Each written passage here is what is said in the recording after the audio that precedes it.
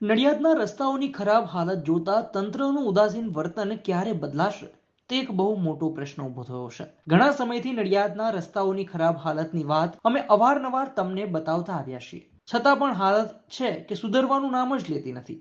રસ્તાઓની જર્જરિત હાલતને જોઈને પ્રશ્ન થાય કે શું તંત્ર અહીં ક્યારેય કામ કરશે?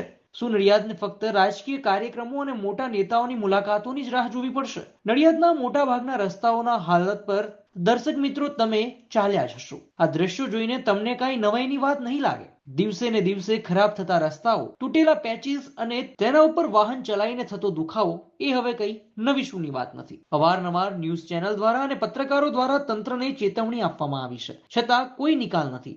પાટિયા અને ગાડીઓમાં ખાડાઓના કારણે જનતા ત્રાહિમામ પોકારી રહી છે. વિશેષ રૂપે મોટા રાજકીય કાર્યક્રમો જેમ કે નેતાઓની વિઝિટ અને રોડ શો દરમિયાન જ રસ્તાઓ સુધરતા જોવા મળે છે. શું નડિયાદના નાગરિકોને દર વખતે કોઈ રાજકીય નેતાની રાહ જોવી પડશે કે પછી વરસાદ કે હવામાનની પરિસ્થિતિને લીધે તંત્ર આમ જ બેસી રહેશે? પ્રજાના ટેક્સના પૈસા ત્યાંની સાર્વજનિક સુવિધાઓમાં વપરાતા દેખાતા નથી. સરકારી તંત્ર જે પ્રજાના વિકાસ માટે જવાબદાર છે તે તો ખોટી ચુપ્પી ધારણ કરીને બેઠું છે. પ્રજા નેતાઓને ચૂંટણીમાં જીતાડવા માટે મત આપે છે, પરંતુ નગરપાલિકાના ચૂંટાયેલા સભ્યોમાં કોઈ જ ફરજદારી દેખાઈ રહી નથી. માત્ર ધારાસભ્ય જ છે કે જે નડિયાદના મુદ્દાઓ માટે આગળ આવે છે. મૂળ પ્રશ્ન છે કે નડિયાદના રસ્તાઓમાં સુધારો કરવાની જવાબદારી કઈ સંસ્થા નક્કી કરશે, કે પછી નગરપાલિકાના સભ્યો ફક્ત ફોટા પડાવવાના જ કાર્યક્રમો માટે રહેશે? નડિયાદના રસ્તાઓની આ હાલત તો માત્ર એક મુદ્દો છે.